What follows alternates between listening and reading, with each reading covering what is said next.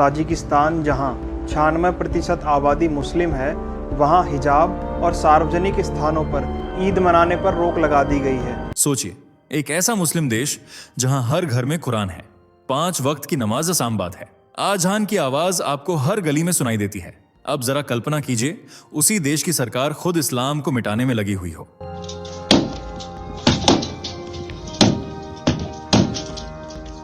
सुना अजीब लगा? क्योंकि ये कहानी वैसी नहीं है जैसी आपको टीवी या सोशल मीडिया पर दिखाई जाती है। और अगर मैं कहूं कि ये कोई यूरोपीय या क्रिश्चियन देश नहीं, बल्कि एक मुस्लिम देश ही अपने धर्म के खिलाफ युद्ध छेड़े हुए हैं, तो क्या आप यकीन करेंगे?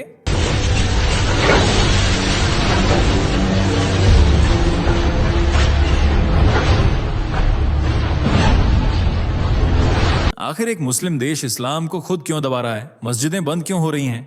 हिजाब पर रोक क्यों है? रोजा रखने पर सज्जा क्यों? और मोहम्मद नाम पर तक पाबंदी क्यों? ये सिर्फ कानून नहीं, एक सभ्यता का पुनर्लेखन चल रहा है। और इसका असर इतना बड़ा है कि अगर आपने ये कहानी पूरी नहीं सुनी तो आप दुनिया की सबसे खतरनाक पॉलिटिकल स्ट्रेटजी मिस कर देंगे।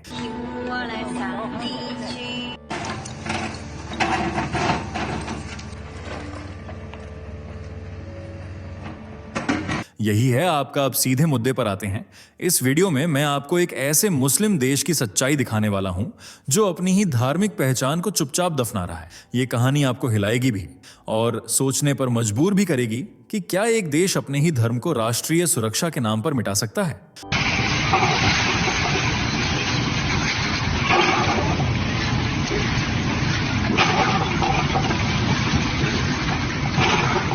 तो अब सीट बेल्ट बांध लीजिए, क्योंकि जो आप अगले कुछ मिनटों में जानने वाले हैं वो आपके दिमाग में एक सवाल जरूर छोड़ेगा। क्या धर्म से बड़ा राष्ट्र हो सकता है? और हां, अंत तक देखना, वरना आप आधी सच्चाई लेकर भ्रम में रह जाओगे। चलिए दोस्तों, फटाफट कमेंट करके बताइए आप हमारी ये वीडियो भारत के किस शहर या किस गांव से देख रहे हैं। हम सच में जानना चाहते हैं कि हमारे सनातन परिवार के योद्धा देश के किस किस कोने से हमें देख रहे हैं। तो बिना सोचे बस नीचे लिख डालिए आपका शहर गांव से। और हां, अगर आप चैनल पर नए आए हैं तो सब्सक्राइब करके दुनिया को यह साबित कर दो कि आज भी सनातन धर्म सिर्फ जिंदा नहीं बल्कि गर्व से खड़ा है। वीडियो को लाइक करना मत भूलना, आपका एक लाइक हमें हजारों लोगों तक पहुंचा देता है। चलिए अब बिना देर किए वीडियो में आगे बढ़ते हैं। अगर मैं कहूं कि यह देश कोई यूरोपीय या वेस्टर्न क्रिश्चियन कंट्री नहीं बल्कि एक मुस्लिम देश है, तो क्या आप यकीन करेंगे? सोचिए, एक ऐसा देश जहां की 98% आबादी इस्लाम को मानती है, लेकिन वहां पर मस्जिदों को बंद किया जा रहा है। हिजाब पहनना गैर कानूनी है। लंबी दाढ़ी रखने वालों को जबरदस्ती शेव करवा दिया जाता है। ईद जैसे त्योहार तक मनाने पर पाबंदी है। रोजा रखना तक बैन कर दिया गया है, खासकर स्कूल और कॉलेज के स्टूडेंट्स के लिए। यहां तक कि इस देश में मोहम्मद नाम रखना भी गैर कानूनी माना जा रहा है। अब सोचिए, क्या यह सब किसी इस्लाम विरोधी देश में हो रहा है?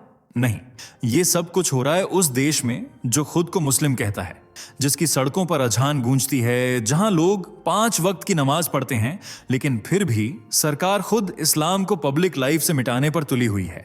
आखिर क्यों एक मुस्लिम बहुल देश अपनी ही धार्मिक पहचान को कुचल रहा है? क्या यह एक जरूरी सेक्युलर रिफॉर्म है या फिर एक खतरनाक इस्लामोफोबिक एजेंडा?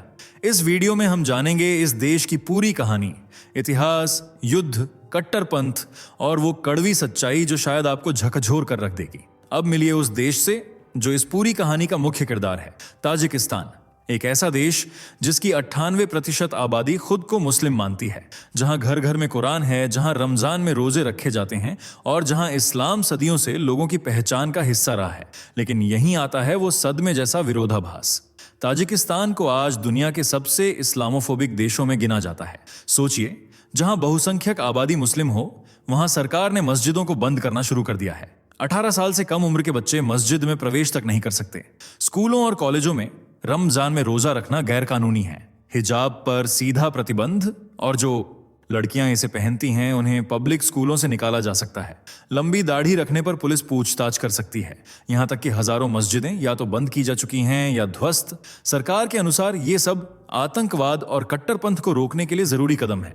पर सवाल उठता है, क्या ये कदम सच में सुरक्षा के लिए हैं या फिर ये इस्लाम को सिस्टम से धीरे धीरे मिटाने की एक सोची समझी साजिश है?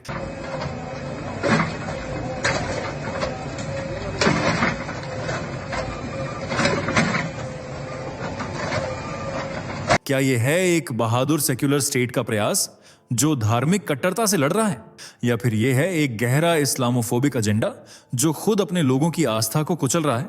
ताजिकिस्तान का यह विरोधाभास दुनिया के सामने एक बड़ा सवाल खड़ा करता है। क्या कोई देश मुस्लिम होते हुए भी इस्लाम के खिलाफ जा सकता है? अब सवाल है, ऐसा हुआ क्यों? इस विरोधाभास की जड़ें कहां हैं?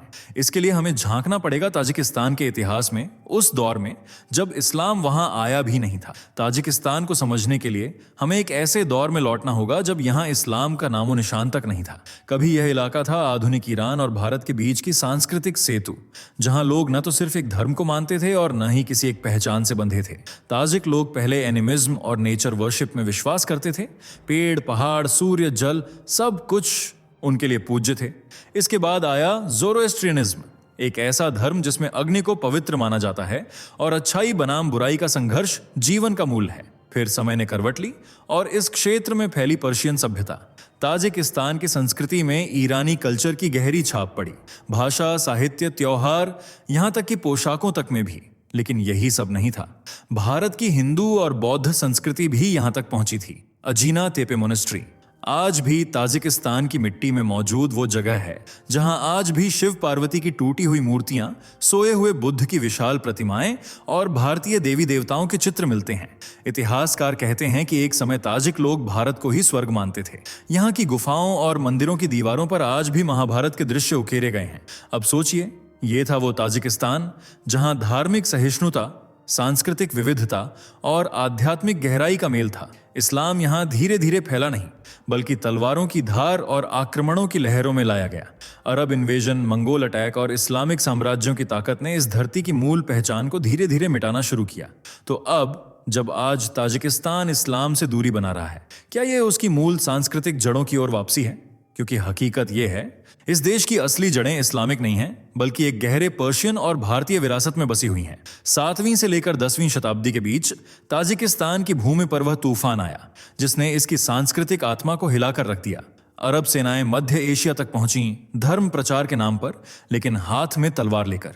यह कोई शांति का संदेश नहीं था, बल्कि एक राजनीतिक विस्तार था, जहां हर गांव, हर शहर, हर सभ्यता को इस्लामिक साम्राज्य के रंग में रंगना अनिवार्य था। बौद्ध मठों को तोड़ा गया, ज़ोरोएस्ट्रियन आग के मंदिर राख कर दिए गए, हिंदू देवी देवताओं की मूर्तियों के सिर काट दिए गए। अजीना तेपे जैसी जगहें जो कभी अध्यात्म और शांति की प्रतीक थीं, वहां अब खड़ी की गई मस्जिदें और मदरसे। ऐसे ही एक स्थल की खुदाई में जब पंजिकन मस्जिद के नीचे हजारों साल पुरानी शिव और पार्वती की टूटी मूर्तियां मिली, तो इतिहास ने खुद गवाही दी कि यहाँ एक विविध संस्कृति को कैसे एक रूपता में बदला गया। ये सिर्फ धर्म नहीं बदला गया था, बल्कि भाषा, पहनावा, शिक्षा, त्योहार, सब कुछ।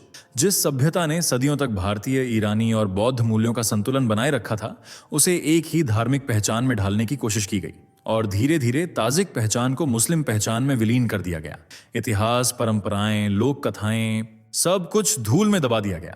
यह बदलाव कभी स्वाभाविक नहीं था, बल्कि राजनीतिक दबाव और धार्मिक आक्रमण के जरिए थोपा गया। आज जब ताजिकिस्तान फिर से इस्लाम से दूरी बना रहा है, तो ये मत समझिए कि वो धर्म का विरोध कर रहा है। शायद वो अपनी खोई हुई पहचान, अपने मिटे हुए अतीत और अपने जख्मी इतिहास से फिर से जुड़ने की कोशिश कर रहा है। 20वीं सदी की शुरुआत में जब सोवियत यूनियन का झंडा ताजिकिस्तान की धरती पर लहराया, तो यहाँ की हर चीज को नया नाम और नया दिशा देने की कोशिश की गई, और सबसे पहले निशाने पर था इस्लाम। बोल्शेविक सरकार के लिए इस्लाम सिर्फ एक धर्म नहीं था, वो इसे एक पिछड़ेपन की निशानी मानते थे। उनकी नजर में यह था एक ऐसा सिस्टम जो प्रोग्रेस और सोशलिज्म के रास्ते में सबसे बड़ी रुकावट था, और इसीलिए शुरू हुआ एक प्रणालीगत युद्ध।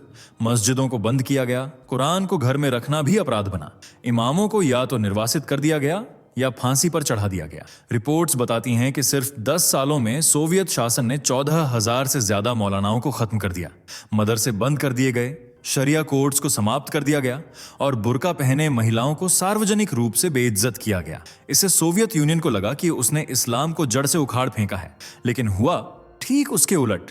जहां दमन होता है वहीं बगावत पनपती है। इस्लाम अंडरग्राउंड हो गया और लोगों ने इसे अब सिर्फ धर्म नहीं बल्कि प्रतिरोध का प्रतीक बना लिया। मौलवी गुप्त रूप से शिक्षा देने लगे, रमजान रातों में मनाया जाने लगा, और धीरे धीरे इस्लाम एक ऐसी छाया बन गया जिसे कोई मिटा नहीं सका। यहां तक कि जब सोवियत यूनियन ने हुजूम नाम से महिलाओं को आधुनिक बनाने का कैंपेन चलाया, तो उसका असर उल्टा हुआ। महिलाओं पर जबरन बुर्का उतरवाना, उन्हें स्कूल भेजना, रोजा और नमाज को रोकना, इससे जनता में और ज्यादा क्रोध और कट्टरता आ गई।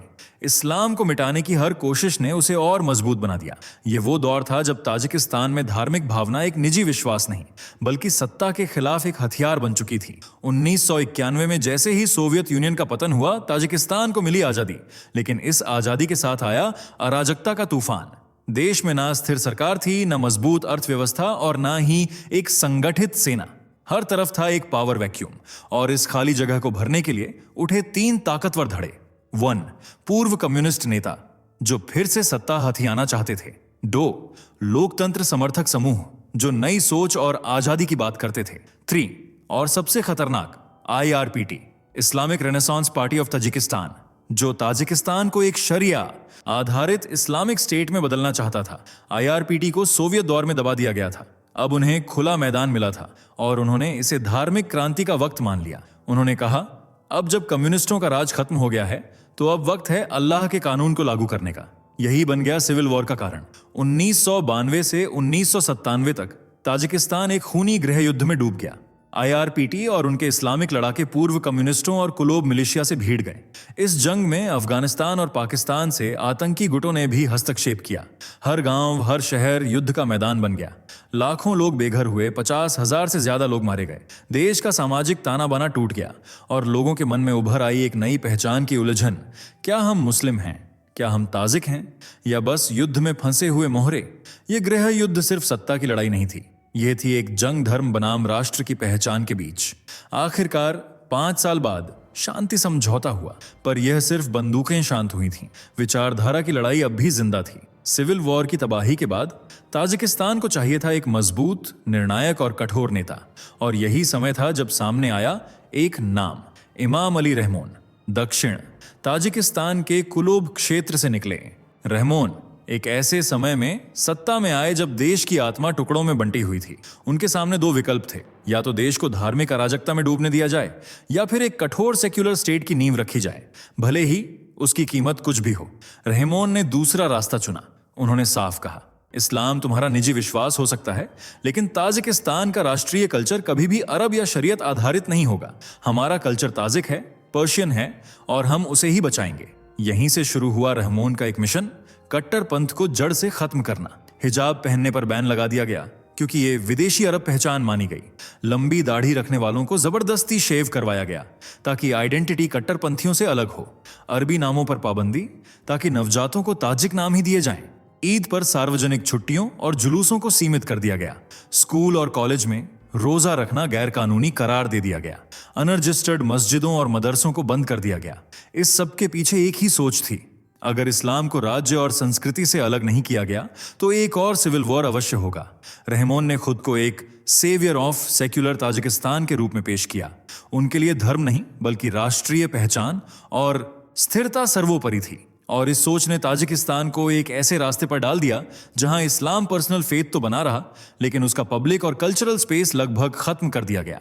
जब रहमोन ने इस्लामिक कट्टरता पर लगाम लगाई तो उन्होंने सिर्फ पाबंदियां नहीं लगाई बल्कि एक सांस्कृतिक पुनर्जन्म का अभियान भी शुरू किया। उन्होंने कहा, अगर ताजिकिस्तान को बचाना है तो उसे उसकी मूल पहचान वापस देनी होगी, वो पहचान जो इस्लाम से बहुत पहले अस्तित्व में थी। सरकार ने शुरू किया एक कल्चरल काउंटर अटैक, जहां अरबी प्रभाव को कम करके ताजिक और पर्शियन विरासत को फिर से जीवित किया गया। नवरोज, जो एक पुराना ज़ोरेस्ट्रियन पर्व है, अब देश का सबसे बड़ा राष्ट्रीय त्योहार बन चुका है। हर साल स्कूलों, कॉलेजों और गांवों में रंग बिरंगे कार्यक्रम, नृत्य और पारंपरिक गीतों के साथ इसे मनाया जाता है। स्कूलों में बच्चों को रुदा की और फिरदौसी जैसे फारसी कवियों की कविताएं पढ़ाई जाती हैं। उनकी लेखनी के जरिए बच्चों को बताया जाता है कि ताजिक लोग सिर्फ मुसलमान नहीं हैं, वे एक हजारों साल पुरानी सभ्यता के उत्तराधिकारी हैं। सरकार का सीधा संदेश है, मुस्लिम रहो लेकिन ताजिक कल्चर को अपनाओ। हिजाब नहीं, ताजिक ड्रेस। अरबी नाम नहीं, पर्शियन पहचान। आज जब पड़ोसी अफगानिस्तान और पाकिस्तान अराजकता और कट्टरपंथ से जूझ रहे हैं, वहीं ताजिकिस्तान स्थिर, शांत और अपने कल्चर में रूटेड नजर आता है। ये सिर्फ नीतियों का नहीं बल्कि एक सभ्यतागत पुनर्जन्म का परिणाम है। अब सवाल उठता है, क्या ताजिकिस्तान का यह मॉडल भारत में भी अपनाया जा सकता है? भारत में करीब 20 करोड़ मुसलमान रहते हैं, जो न सिर्फ इस देश की संस्कृति का हिस्सा है, बल्कि इसकी साझी विरासत के वाहक भी हैं। लेकिन दुख की बात यह है कि आज भारत में भी कई मुसलमान अपने भारतीय मूल को भूलकर अरबी पहचान को ही असली इस्लामी पहचान मानने लगे हैं। हिजाब, अरबी नाम, विदेशी पहनावा और ऐसी रीति रिवाज जो कभी भारत की संस्कृति का हिस्सा नहीं रहे, ये सब आज धार्मिक पहचान के नाम पर अपनाए जा रहे हैं। लेकिन ताजिकिस्तान ने जो दिखाया है वो एक चेतावनी भी है और प्रेरणा भी। उन्होंने कहा, तुम्हारा धर्म तुम्हारा निजी मामला हो सकता है, लेकिन तुम्हारी सभ्यता ताजिक है। क्या भारत में भी हम ऐसा ही नहीं कह सकते? तुम इस्लाम मानो, कोई ऐतराज नहीं, लेकिन खुद को भारतीय सभ्यता का हिस्सा मानो। त्योहारों में हिस्सा लो, लोक भाषाओं को अपनाओ और वो पहनावा पहनो जो तुम्हारे पूर्वजों का था, किसी और का नहीं। एक मुसलमान भारतीय हो सकता है और एक भारतीय मुसलमान, ये दो बातें एक दूसरे के खिलाफ नहीं हैं, ये एक दूसरे को मजबूत करती हैं। आज जब दुनिया भर में कई मुस्लिम देश कट्टरता के कारण टूट रहे हैं, ताजिकिस्तान एक रोल मॉडल बन चुका है। क्या हम इससे सीख नहीं सकते? अगर आपको ये वीडियो सोचने पर मजबूर करता है तो इसे लाइक कीजिए, कमेंट में अपनी राय जरूर दीजिए और चैनल को सब्सक्राइब कीजिए, ताकि हम मिलकर ऐसे ही जरूरी सवालों और सच्चाइयों पर बात करते रहें। आप देख रहे थे आज की सबसे अहम कहानी। जय हिंद, जय भारत। दोस्तों, आपको स्क्रीन पर 2 और वीडियोस दिखाई दे रही हैं, जिसे देखने के लिए स्क्रीन पर क्लिक करें।